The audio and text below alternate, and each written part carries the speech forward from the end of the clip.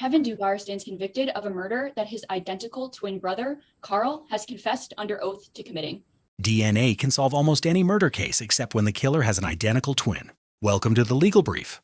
March 22, 2003, Saturday night on Chicago's North Side, a 21-year-old man named Antoine was shot once in the chest on a street corner. He died before the ambulance arrived. Police investigated. Within weeks, they had a suspect, a man who had come back to Chicago only days earlier for a single routine appointment with his parole officer. His name was Kevin. Kevin was brought in for a lineup. He stood in a row of men behind one-way glass. He could see his own reflection. He couldn't see the detective on the other side. The detective read out the positions. The woman on the other side of the glass made her choice. Kevin pressed his hands against the glass. "Please, I didn't do it. Don't put me in jail." The witness identified him. Kevin was charged with murder. What she didn't know, and what no jury would hear until it was almost too late, was that Kevin had an identical twin brother, and that twin had already confessed to the crime. Kevin's brother was already in prison, serving 99 years for a home invasion in which a 6-year-old child was shot in the head.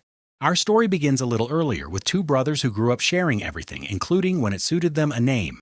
Kevin and Carl grew up on the same streets. They were so close, so interchangeable, that no one in the neighborhood used their real names at all. Everyone called them the same thing: twin. One concrete example of how far it went: Carl, for years, would answer parole calls on Kevin's behalf. Kevin would sometimes appear at Carl's appointments. The line between them had stopped meaning anything. Court records list Carl's known aliases. Most are variations of his own name. One isn't his brother's name, used as his own. Kevin had done time on a drug conviction and was trying to build a different life. He had moved out of state, away from the old neighborhood, away from his brother. At that point, Carl was still out of prison, still on the streets. In mid-March 2003, Kevin came back to Chicago for a single routine parole appointment. He planned to stay a few days. He never made it back. The case against Kevin came down to 3 witnesses. Call them Witness A, Witness B, and Witness C. There was no physical evidence, no murder weapon, no fingerprints, no DNA. The prosecution had testimony, that was all. Witnesses B and C came forward separately in the weeks after the shooting. Neither had been at the corner when the gun was fired. Both said they recognized the shooter from around the neighborhood. Both identified Kevin. Witness A was different. He had been standing right there. He had been shot himself and survived. When he took the stand at trial, he named one specific detail about the shooter. Something he had noticed at close range. The kind of detail a stranger gets wrong and a neighbor gets right. Kevin did not have a braided beard at the time of the shooting. His brother did. Before trial, prosecutors offered Kevin a deal: 11 years in exchange for a guilty plea. Kevin refused.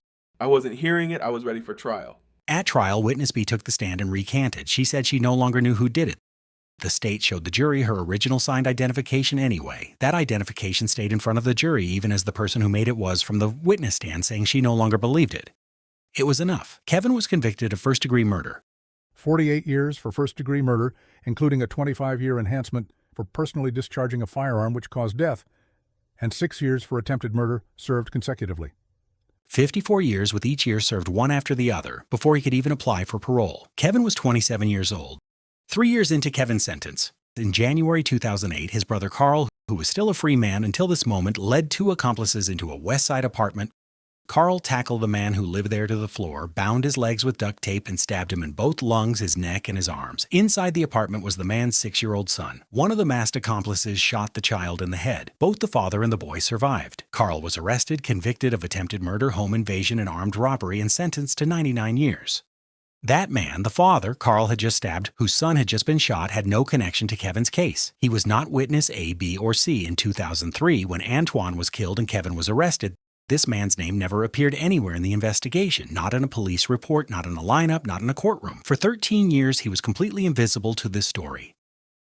Then, years later in prison, Carl confessed, and in Carl's account of the night Antoine was shot, this man, Gabriel Curiel, suddenly appeared. As the person who had driven Carl to that street corner in 2003, the only independent witness who could confirm Carl's version of the night was a man Carl had 5 years after the murder stabbed in both lungs and left for dead. Curiel took the stand. He confirmed he had known both brothers since they were teenagers, that he could tell them apart, that it was Carl who had asked him to drive that night. The man whose stabbing had sent Carl to prison for 99 years was also the man whose testimony gave Carl's confession its only independent corroboration. In the summer of 2013, Carl's final appeal was denied, every conviction affirmed, every year of his sentence locked in. He was 35 years old, looking at a release date beyond the reach of his natural lifetime. And that autumn, almost 8 years after Kevin was convicted, Carl wrote Kevin a letter, then a second letter, then a sworn affidavit, then a recorded statement to Cook County prosecutors, and in September 2016, Carl walked into a courthouse, took the witness stand, raised his right hand, and said it out loud. "I am here to confess to a crime I committed, that he was wrongly accused of." Carl's confession was brought before a judge at a formal post-conviction hearing, the legal process that asks whether new evidence justifies giving a defendant a new trial. The state's argument was straightforward. A man already serving 99 years has nothing to lose and a brother to save. A confession that arrived a decade after the fact from a convicted violent offender was exactly the kind of evidence a court should treat with suspicion. The judge who heard the petition was the same judge who had sentenced Kevin to 54 years in 2005. A quick note on how this kind of hearing works. A post-conviction judge is not asked to decide whether the new witness is telling the truth. That's a jury's job. The judge is asked one narrower question. If a jury heard this new evidence, could it probably change the outcome? That is the test the law requires him to apply. He denied the petition. No weight whatsoever should be given to his testimony. That answer did not come from the test the law required. The judge did not ask whether a jury might believe Carl. He decided on his own that Carl was lying and ruled that no jury would ever hear the confession at all. He had in effect done the jury's job for them. Kevin appealed. What do we do with the fact that the trial court specifically said that Dugar, Carl Smith, had no credibility? Certainly, Your Honor, and it is the task of the trial judge to make credibility determinations, but these determinations have to be based in the evidence presented at the hearing. Here, the judge didn't adequately grapple with all of the evidence presented, and in some instances mischaracterized the evidence presented at the third stage evidentiary hearing. 3 years later, in 2021, the appeals court reversed the ruling. The court held that the judge had set the wrong standard entirely. A confession offered a decade later by a man already in prison for unrelated violent crimes does not have to be perfect to matter. It does not have to match every earlier piece of testimony. It only has to be the kind of evidence that could plausibly change a jury's verdict. The law does not demand more than that. The trial court's determination that a jury should never be allowed to consider Carl's confession was manifestly erroneous. The appeals court was precise about what it was and was not deciding. It did not declare Kevin innocent. It did not declare Carl guilty. It ruled only that the question had been taken away from the people the law says should answer it. 12 jurors in a courtroom. Not necessarily because we believe Carl, but because it is indisputably evident that the confession could probably change the outcome.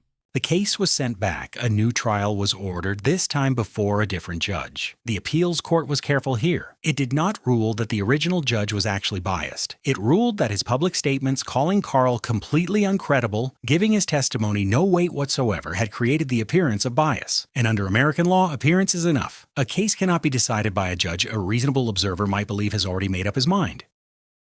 In early 2022, Kevin Dugar walked out of custody. He had spent nearly 18 years in prison. The new trial that the appeals court had ordered never happened. The state decided not to hold it. When an appeals court reverses a conviction, it does not declare the defendant innocent. It orders a do-over, a chance for a jury to hear the evidence again and reach the right answer. The prosecution then chooses whether to hold that trial. If they decide the evidence is no longer strong enough or the optics no longer right, they can simply walk away. No explanation is required. Here they walked away. Kevin was not declared innocent, he just stopped being convicted. That is how American criminal law handles this moment. When a conviction is reversed and the prosecution walks away, the original conviction disappears from the record, but no new verdict replaces it. There is no box for probably didn't do it. There is only the absence of a conviction, and that's what Kevin got. Carl remained in prison. He had confessed under oath in open court to the murder of Antoine. No charges were ever filed against him for that. He is still serving the 99 years he received for the home invasion in 2008. Antoine's family has never received a verdict. More than 20 years after he was shot dead on a street corner, no court has formally answered the question of who killed him. That question is still open, and this story has one final update. On February 17, 2026, Kevin was arrested again on a new felony charge. He is currently in custody in Cook County awaiting a hearing scheduled for May 19, 2026. The specific charges have not been made public. Kevin is presumed innocent of the new allegation. In 2021, the appeals court ruled that Kevin's original conviction, the verdict from 2005, could not stand, that the trial that had sent him to prison for 54 years had been fundamentally compromised. But they never ruled on the question that had started all of this: who pulled the trigger on a Chicago street corner in 2003, whether it was Kevin, whether it was Carl, whether it was someone neither of them would ever name. That question remains open, and given where both brothers find themselves today, it may stay that way. If this case moved you, subscribe to The Legal Brief. Leave a comment below. These are real decisions from real courts about real people. I'll see you in the next one.